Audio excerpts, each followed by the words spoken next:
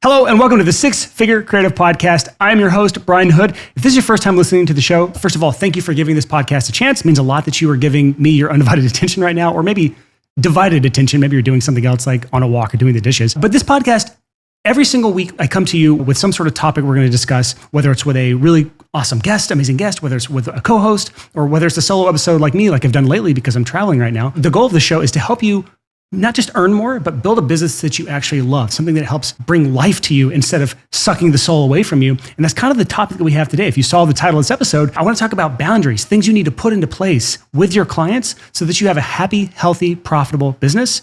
And you can have all of those things. Now, if you're a returning listener, we're going to get to that topic in a second, but I just want to give you a quick update. First of all, thank you for continuing to listen to the show. If you joined me last week on the show, same room, same place. It's literally just been a day for me, although it's been a week for you. I'm still in Koh Samui, Thailand with my wife. We're still traveling around. We actually went out to a night market last night, which is kind of one of the fun parts about traveling Thailand is they have night markets in a lot of the cities where they just have stalls set up and you kind of get to play this game. I call it the food gamble game. And that's where you walk around at the different food stalls and try to say which one of these will not lead me to the toilet sooner than I should be.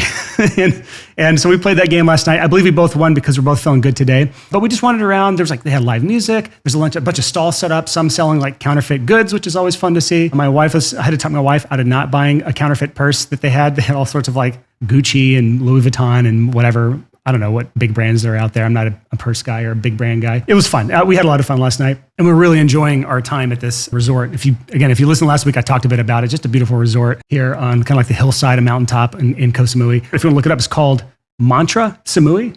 Mantra, I think. M-A-N-T-R-A. Mantra, whatever you want to say. So that's all the update I have. Again, it's literally been less than 24 hours since I recorded last week's episode. So that means we can dive straight into the episode, the topic that we have today. Again, we already discussed kind of the precursor to this, but I want you to do something for me. Look at your life right now, which is depending on if you're heavily in freelancing or not. This is more for my people that are like already part-time, strong part-time, or full-time. Look at your happiness, look at your health, look at your stress level, and answer this question. Does your business help or hurt those things? Does your business help your stress levels? Does your business help or hurt your health? Does your business help or hurt your mental health? Many business owners, especially as we get more and more successful as business owners, we tend to trade our mental health, our physical health, sometimes our emotional health and stress levels. We trade those things, we hurt those things in order to make more profit. And today I want to dive into ways that you can actually put boundaries in place in your business so that you can have both profit and you can have lower stress levels, you can have higher health, more time to work on yourself to be your best self. And the reason I want to talk about this is because there is no point in building a profitable, huge business where the sky's the limit if we hate ourselves, if we hate our lives, if we are stressed out all the time, if we don't get to travel the world sometimes. Although I know not every business allows you to work from a laptop and travel. But as creatives, we tend to just let clients walk all over us because we don't put these boundaries in place that allow us to run our business in a way that is more healthy for us. It could be a lack of confidence. It could be a lack of experience.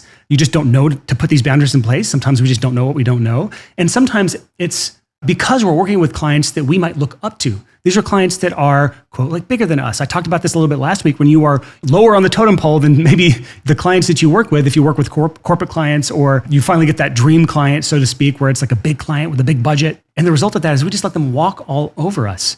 So if you are doing work you're not getting paid for, which is very common in the freelance world, if you are feeling stressed out, if you're feeling overwhelmed, confused, if you're losing income, then this episode is absolutely for you.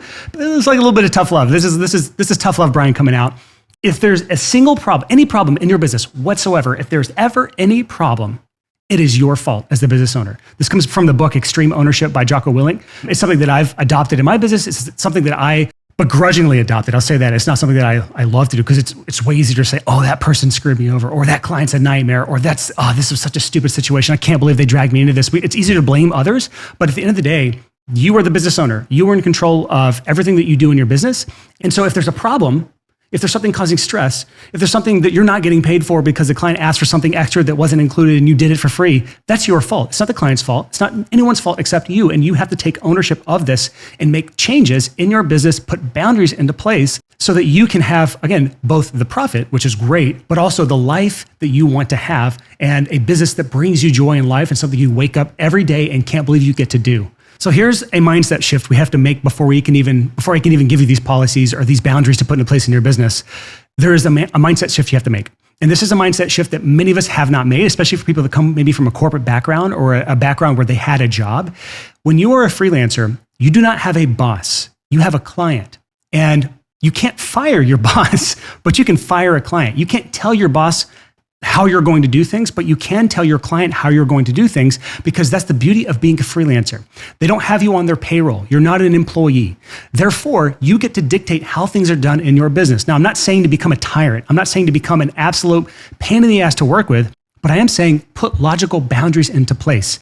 So let's dive into this. Let's talk about what boundaries you can put into place so that you actually have a business that you love working in and working on every day. So the first is work and reply hours. So I've kind of bundled these two together because work hours and reply hours, meaning the hours of the day that you are responsible for replying to a client, are basically one and the same. Let me step back for a second. I'm going to use the term boundaries and policies interchangeably in this, because a policy is nothing more than a boundary. And a policy actually is a little bit better than a boundary because you can point to the policy. Oh, sorry, it's company policy. You can just point to the policy as to why you do things the way you do. And you can kind of shift the blame to the policy instead of saying, sorry, I have a personal boundary. Although you can and should be able to say that. I don't think there should be any shame around having personal boundaries. But for those of us that struggle with self-confidence or the confidence of saying, I have a boundaries where I don't reply past 5 p.m. You can say, I have a policy. I don't reply to emails outside of work hours. So I'm going to talk about policies a lot. And when you hear me say policy, I just mean boundary. It's a policy/boundary that your business has that you do not cross over. So let's talk about the work hours or the reply hours thing. Many of freelancers, we tend to, because we can reply and work at all hours, we reply to our clients or work at all hours of the night. And the problem with this is you're always staring at your phone.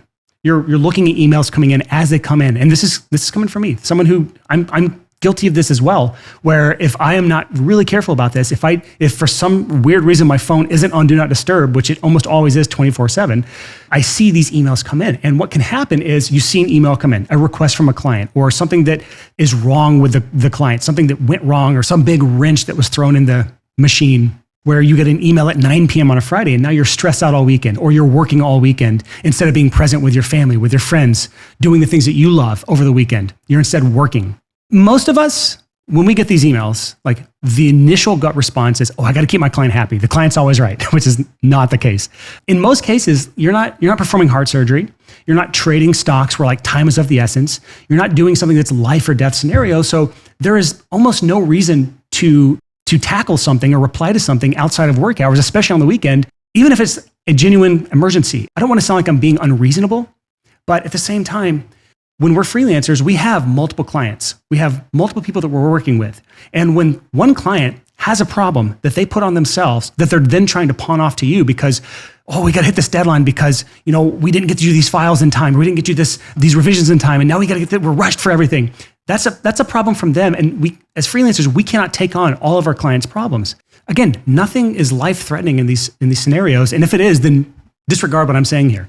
But this is not life or death. It is almost always something that can reasonably wait till Monday or reasonably wait till the next day where your actual business hours are. And if you want to look at like a really good example of good boundaries or policies into place, try walking up to a department store at 2 a.m. on a Friday because you need something, it's an emergency, and they're closed. Like, you don't expect them to open up the doors for you. You don't expect them to pick up the phone and run you out a pair of underwear. I'm saying underwear, I guess because I had Bali belly recently. Run you out an emergency pair of underwear because you failed to prepare. It's your fault, right? And so when the clients have problems that they bring to you, if it's within the boundaries and policies as a freelancer, you can make those changes or those requests. You can do those things for the client. But in a lot of cases, those boundaries are not worth crossing. Those policies are not worth going against because the juice isn't worth the squeeze. Like we help a client out, and then what do they want? They want more. They expect the same thing next time. And so that's where nightmare clients come from, is when we give one thing. You give a mouse a cookie, they expect, I don't even know what the saying is. Give an inch, they want a mile. They give them a mile, they want 10 miles. They just want more and more and more from you. Those clients are almost always not worth bending over backwards for. The best clients I've ever had are reasonable. They have reasonable requests. They don't expect me to do things that are outside of the hours of operation that I have set as expectations and boundaries in my own businesses. And I expect the same for you. I want you to have a healthy work-life balance, and it comes with setting work hours, thus reply hours. So here is the policy, or here is the boundary to put in place. Pick your work hours. What days and what hours do you work? And then don't check email outside of those hours. Put your phone on Do Not Disturb. You can set favorites on your phone so your friends and family's texts come through, but those emails shouldn't come through. You don't want to see those things unless it's during work hours. This is a game changer. It's like one of the first things that I would do with anyone that I am advising on like how to have a happier, healthier business. And that's pretty much it. This is an easy one if you don't have it already to put into place to start having a happier, healthier, less stressful business. So now let's move on to the second policy or boundary to put into place as a business owner. These are under revisions. I actually have two policies under revisions, or two boundaries under revisions that I want to talk about here. The first one, or number 2 here on the list here, is a formal delivery of revisions requests. I don't know what the technical term would be for this, but anything you're doing for a client, there is almost always going to be revisions for it. They need changes made. They need something changed out, or they need something switched around, or they need something adjusted. And in my world, from mixing heavy metal music, there's so many little minute changes of 1 decibel here. I need something turned up there. It's like there's a laundry list of things to do. They're not that hard to do, but there's just a lot of them. So what I developed and what I tell everyone to do is create a standard process for how they deliver their revisions to you. Funny enough, earlier today, even actually this morning, my wife and I, when we woke up, we were at breakfast. My wife had 15 emails from one of her clients, 15 individual emails. None of them gave any context whatsoever. It was just 15 random emails with things in them that were something to do with the project she's working on with that client. We still don't know because it's we're 12-hour time zone difference from the US right now, so we won't know till tomorrow. But this is what I'm talking about when it comes to getting a process into place of how do we expect as freelancers, how do we expect our input from our clients to come in? And we need to give that to our clients to make it, because we want them to win. We want our clients to win. We want this to be a win-win, but we also need to make this easy on ourselves, because the harder our client makes this for us, the longer it's going to take for the entire project. Because in the example of my wife today, if this would have been something that was set up ahead of time, where the client knew how to deliver revisions in a way that was clear, obvious, helpful, and all in one place with context, there would not be a delay. Now my wife has to wait for the reply from her client in order to even know what these revisions and these 15 emails were all about. So what I would like you to do is create a template or a process for your client to follow. And if there is some sort of tool that makes this easier, sign up for that tool, no matter what the cost is. There are tools obviously, I have FilePass. That's one of my companies. That's audio specific. So if you're a music producer or doing any sort of audio collaboration, that's a wonderful tool for collecting revisions, for going through revisions, for collecting payments. Wonderful tool, but there are other tools that are out there for other kind of verticals. If you're in video, there's one called frame.io. This is similar to FilePass, although it's more specialized in video. Obviously, Google Docs is the tried and true for a lot of collaborations for written stuff. Find a tool and a process and have your client follow that, but don't make it too difficult. For me, for mixing stuff, before FilePass existed, I just had a template I sent my clients that was like a Word doc template, and it just had how to align your revisions the specific way that I wanted. Made things go so much faster for me. It was easy for them to do. It didn't require them to do a lot of technical things. It was just arrange your revisions in this specific way and send them to me when you're ready. So that's the second policy, or the second boundary to put in place. It's the policy for how do you expect as a freelancer to have revisions sent to you in a way that's clear and obvious what you need to do so that you can complete the work easily and on time without back and forth on clarifying things and without getting 15 emails on a Thursday morning when your client's now asleep. Now let's talk about the third boundary, the third policy to put in place. And that is an obvious one that some people don't have in place. I think it's worth at least considering. This is not a wholehearted requirement, but it's the number of revisions allowed. Every business is different, so this is not a blanket statement for all of you. This is just the way that I've done things in the past, and it came from a nightmare client that I had. So some of us, we have to learn the hard way, and that's okay. So I had a client I sent my files to for the first mix. In my world, it's you're sending mixes to the clients for them to listen to review, and they had a bunch of revisions to do. It was an exorbitant amount of revisions. It was sent the way I requested, which is nice, but it was still a lot of stuff. And I did all the changes. I sent them back, and they sent another huge list of revisions for round 2. I sent them back again. They sent another huge revisions list of round 3. Now, here's where the things started falling apart. Around round 3, definitely round 4, then round 5, they started asking for changes that negated what we did before. They started asking for changes that were the exact opposite of what they asked for before. They started asking for changes that they missed before because they didn't give me all the revisions they wanted before. It was an absolute nightmare.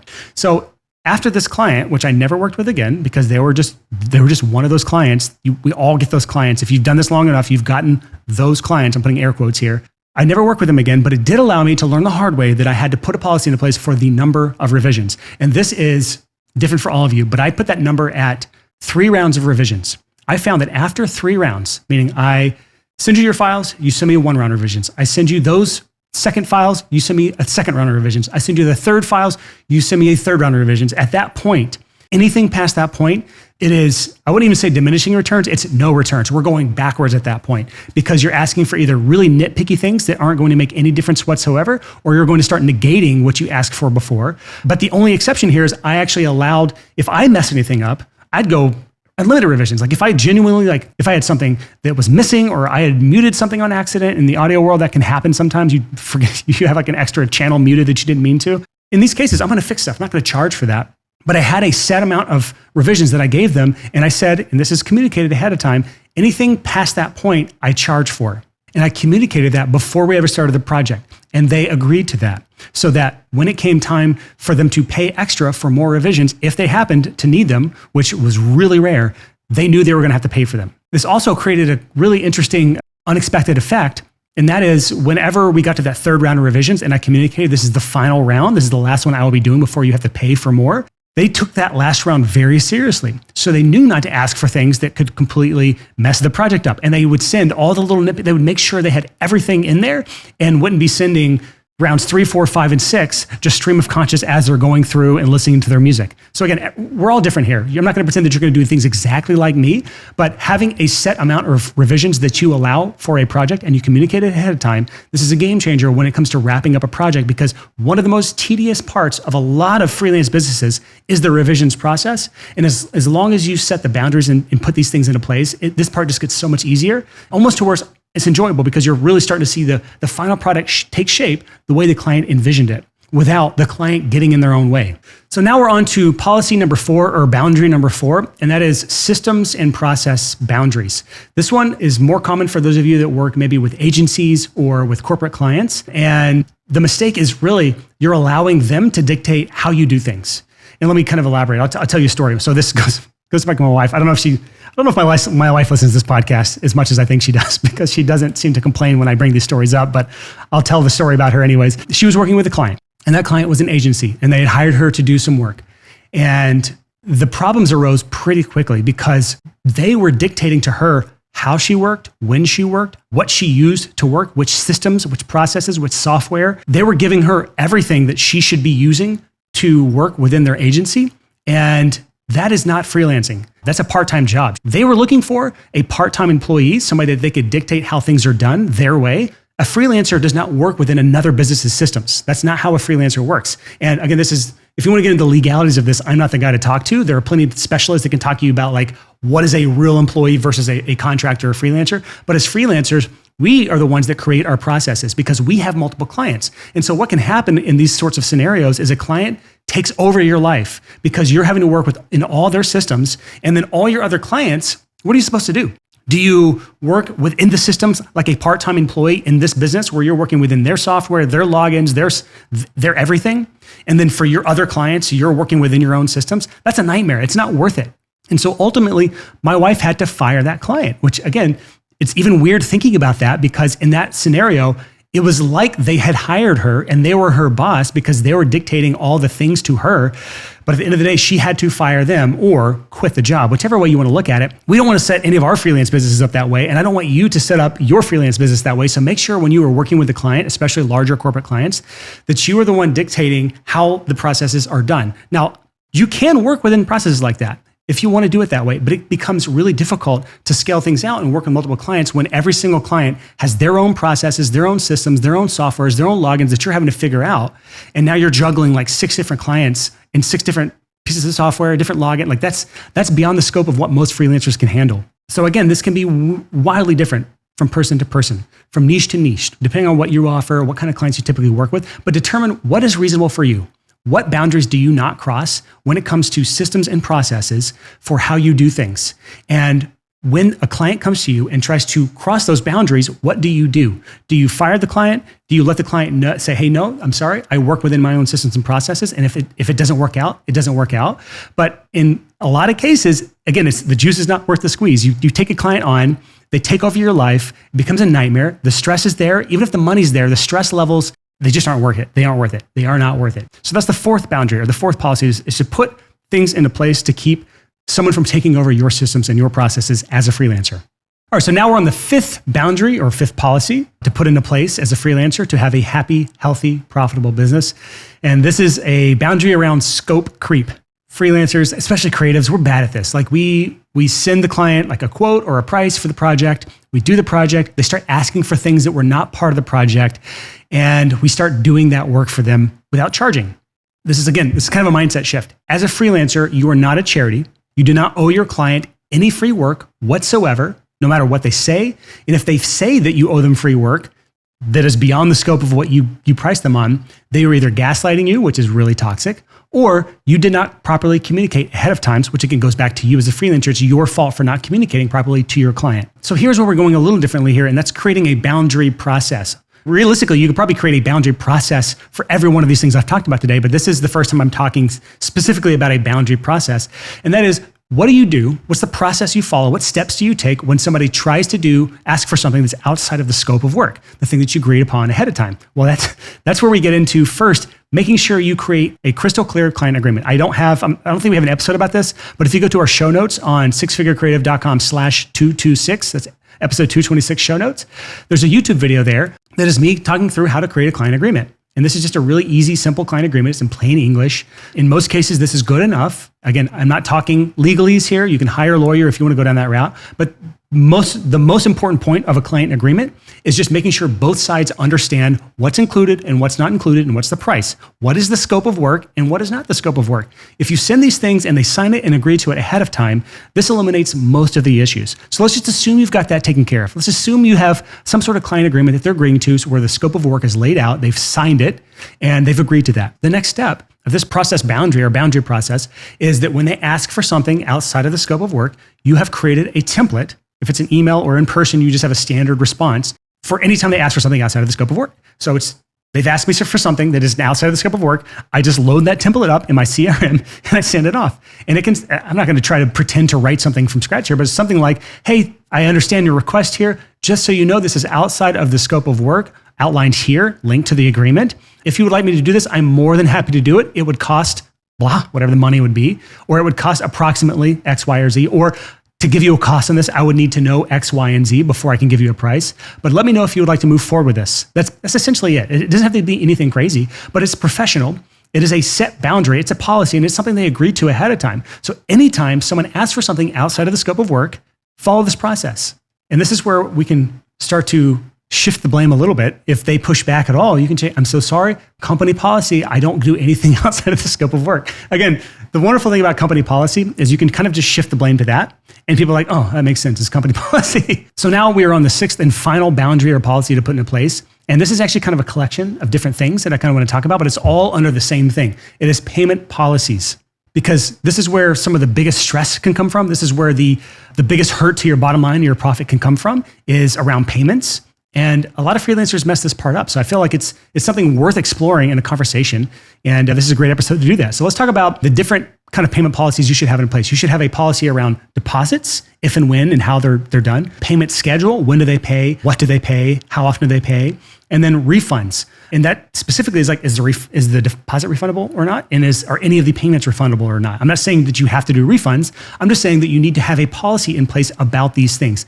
Deposits, payment schedule, and refunds. The tendency for most freelancers that I've seen and creatives as a whole is we tend to make this too convenient for our clients because we just want to bend over backwards because we can't believe that we get to do what we do for a living. So I'll just, I'll take payment whenever you got it, whatever. Like you can just pay when you got the money. Like we just tend to make this so convenient for them without even thinking twice about our own businesses. And again, you run a business, not a charity. And we have to take this approach as responsible business owners that we have to have policies in a place that help our business and keep it healthy and profitable. Because I'll tell you now, like, you don't want to be the person who is waiting around for a client to pay you for work you've already done. And this hurts your business. And now you have to go get a day job somewhere, which takes you away from your core business because you need the money.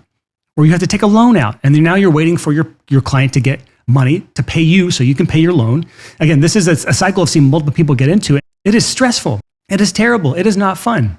And it can hurt our cash flow. Just look at when you get paid, for example. If the client pays you upfront for work that you have not done yet, you have been paid before you have any work completed. If you wait to get paid after you do all the work, then you are working for however long before you ever get the payment. Which business is healthier? It is always the business in a strong cash flow position, meaning they are taking payment, they are not going into service debt whatsoever, and then they are doing the work after they've been paid. This is just basic cash flow management, but a lot of freelancers are in the position, not all of them, not every freelancer, I'm not going to pretend that every freelancer can do this, but a lot of freelancers are in the position where they can command the client to pay you before the project even starts.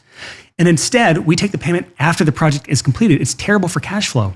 So if you are in a position in your business where you can take the payment first before completing the work, which is the place that I was in for most of my career, I had to learn the hard way on that one as well, but where I would take payment, I would get the full pay, and I would do all the work, and then I would deliver the files. I never did work that I wasn't already paid for in advance. I still do the same exact thing today. None of my businesses are a service first and then cash after. Everything, even my software companies, my coaching business, freelance, everything is set up to where I'm getting paid first and then completing the work. So that's just something you have to determine, put the boundary into place of when you get paid and how the cash flow comes in, and then stick to it as often as you possibly can. I'm not, again, even in the world where I was getting paid up front, there was occasions where I was working with record labels and they were notoriously slow with payments. I just had to suck it up there. And that was where I would get paid after the project was done. But in every other case, I took the payment up front. Next is the policies around deposits. Do you take deposits, first of all, which I almost always encourage people to do? If you are someone that you're scheduling things in advance, where you're putting clients on the calendar ahead of time, especially for those of you who are in high demand and booked up, take deposits. And if you can command it, if you have the clout to, if you're in the position to not offer refunds on these deposits, that can be helpful because nothing is worse than getting a client on your calendar. They take up 2 weeks, 3 weeks sometimes, even a week, and then they cancel last minute with no refundable deposit. Now you have a blank in your schedule, you have time off, and you have no work to really complete during that time. That's a bad place to be. So this is something I learned the hard way on, where I had a client take a week and a half of my time, booked up on my calendar 3 months in advance, and then the day before they canceled and I had no income for that period of time. So what I started doing is I took a 40% non-refundable deposit where the client paid me, and that was the requirement I had to put their dates on my calendar. And then when the dates came, if they canceled, which happened occasionally, maybe 1 or 2 people a year tops, if that happened, they would lose the dates and I would not refund their deposit. I did make a couple exceptions here or there to be a reasonable person, to where if something came up, death in the family, something unexpected happened, I would move the deposit to new dates to where I at least got the other 60%. I was willing to do that, but that was even more rare than someone just outright canceling because the band broke up or some drama happened where in my world, it was common, like the vocalist would cheat on the girlfriend of the drummer, and then all this drama would cause the band to break up, or the singer would get kicked out. And these are real things that have really happened. I'm not going to talk too much more about these. So there's the other area within payment policies to have some sort of boundary or policy in place is deposits. If you can, have some sort of deposit boundary in place so that you're not setting aside time on your calendar for clients that just flake out on you. And the final is your refund policy. Again, I'm not saying to allow refunds, but you need some sort of policy, preferably one on your client agreement that they sign and understand. Because again, nothing's worse than doing all the work for a client. They're unhappy. They're not even willing to let you change things up, and they demand a refund. Again, this should be extremely rare. If it's not rare, then there's probably something wrong in the fulfillment stage or the communication of what the expectations are. But again, it's just better to have this in place so that there's never a question. These boundaries should be here to make our businesses happier, healthier, more profitable, but we don't need to do it at the detriment of throwing our clients to the wolves. We're not doing this to screw over clients. We're just doing it to protect ourselves. Because if you've listened to this podcast for a while, I always talk about how there is no separation from us as human beings, our personal lives, our personal needs, our personal wants, our personal desires. No difference between that and our freelance businesses. It's not like Apple, where you have thousands, tens of thousands, hundreds of thousands of individuals that make up the full company. So the needs and desires and wants of one individual, really not that significant when it comes to the needs and wants of the entire company. But as a freelancer, there is no difference between you as a person and your company. You are a one-man, one-woman band. And so we have to protect that. And that's why we have to have these boundaries in place. Boundaries around work hours or reply hours, boundaries around formatting and delivering revisions so that you're not confused all the time about what the client is asking for. You're not getting 15 emails from your client in one night. The boundaries around the number of revisions you do, boundaries around systems and processes so that the client's not taking over your life and business, boundaries around scope creep so you're not doing free work and you're not feeling bad around charging for work that they're asking for outside of scope. And then boundaries around payments, policies around payments. These are all really important parts about having that business that serves you as a freelancer. And as long as you keep all these boundaries, all these policies fair, then your clients will not resent you for them. And that's, I think, something that most freelancers don't understand is that you can do things like this. You can put boundaries into place and people will respect you. They don't expect you to work for free. A lot of times the client's making your life a living hell, not because they're mean people, not because they're bad people, not because they're even a nightmare client. A lot of times it's because that you put no boundaries into place, so they didn't even know what was reasonable and not reasonable for them to ask for. So all I ask for you is take action on this. Look to your business and figure out which of these boundaries need to be at least analyzed, revised, changed, added in order to make your business happier, healthier, less stressful. And finally, just to kind of wrap this episode up, if you missed last week's episode where I talked about building a client acquisition machine, you really should go back and listen to that episode. And in that episode, I outlined all the different parts of a client acquisition machine. And I also announced that I was opening up my coaching program, Clients by Design. I was opening up 15 spots for that program. Again, I recorded that yesterday. Episode hasn't even come out yet. I don't even know if any of the spots are left at this point because I expect them to fill fast. I expect to get hundreds of applications for this because the last time I opened up this, I got hundreds of applications for this. So it is worth going to sixfigurecreative.com/clients and seeing if any spots are available. And if it's something that you're interested in, something you need help with when it comes to getting more clients, at least apply for it. And if you're accepted, I'll let you know. If it's not a good fit, I'll also let you know. And before you even just go blindly to that page and join this program, it is not for everybody. Listen to last week's episode. Listen to even understand what goes into building a client acquisition machine to see if it's something that you're even ready for. And then if you are, after you listen to that episode, from episode 225, if you are ready, then go to sixfigurecreative.com/clients. Watch the video on that page and apply. So that's all I have for you this week. Thanks for sticking around for this whole episode. And also thanks for sticking with me through this kind of weird season of the podcast where I'm doing solo episodes now. This is something that I did not expect to do. I didn't really want to do, but I don't necessarily mind it. It's a nice little routine I've gotten into here on this resort is wake up, eat the hotel breakfast, sit down on the sofa and with this wonderful view in front of me and outline a full episode for the podcast. And yeah, but we'll be back to normal soon. Like me and my wife actually are looking to head home probably around Thanksgiving-ish. And so then I'll start getting guests back on the show. I'll get my wonderful substitute co-host, Mark Eckert, back on the show for his wonderful sense of personality. I'm a bit drier than most, so sorry if you miss the sense of humor from that guy. But that's all I got for you today. Thanks so much for listening. So until next week, goodbye, have an amazing week, and I will see you on the next episode.